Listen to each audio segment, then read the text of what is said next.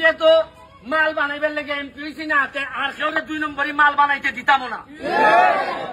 আমি আপনারা বন্যার সময় ই লাইনার যাইতাম না।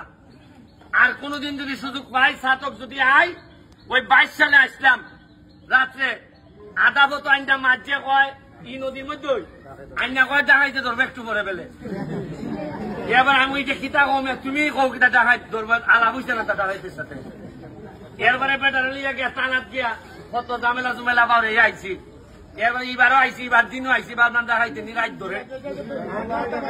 তবে এখন আমার মনে হইতেছে আজকাল যে লক্ষণ দেখতেছি আর ডাকাইতে নাই মনে হইতেছে আমার। তবে মানুষ পড়াশোনা করলে, মানুষ অর্থনৈতিক ভাবে আগাইলে চুরি ডাকাতির মানুষ থাকে না।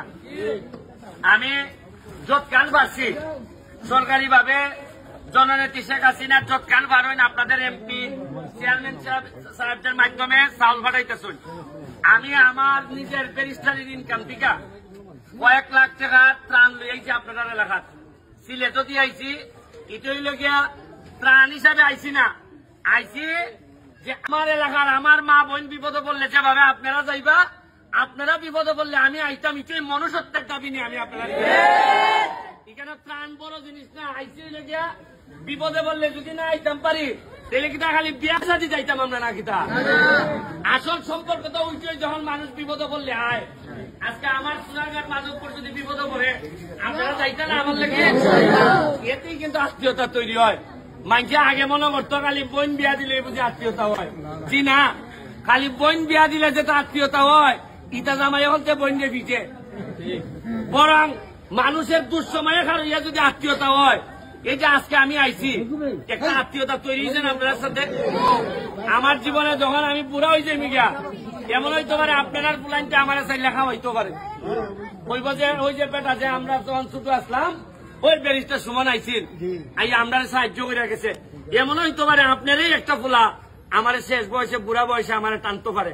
ওনার আল্লাহর হিসাব নিকাশ বড় বোঝা বড় মুশকিল। আজকে আমি নির্বাচনে দাঁড়াইবার সময় আমার লইয়া মানুষ 80 করছেন আমার বিরুদ্ধে, যারা বড় বড় নেতা তারা কইছেন আরে এত একটা হুঙ্গা ফুলা, ইতো আমার কইছেন। কিন্তু মানছে আল্লাহর রহমতে এমনই ভোট দিয়া দিছেন আমারে, সবচেয়ে বেশি ভোটে বাংলাদেশে বাস করছে। আমি বিশ্বাস করি মানুষের জুলুম করতে হয় না, জুলুম করলে একদিন না একদিন এটার ফল পাউন লাগে। আমি আপনারা কাছে আমি আইছি আপনার দুঃসময়ে খালি আপনার পাশে দাঁড়াইয়া কইতাম যে ভাই সাহেব আমি আছি আপনার সাথে। হয়তো সব সমস্যার সমাধান করতে পারতাম না, কিন্তু দুঃসময়ে খার হইবার অভ্যাস হোক, আপনার ছেলেরও হোক আমার ছেলেরও হোক।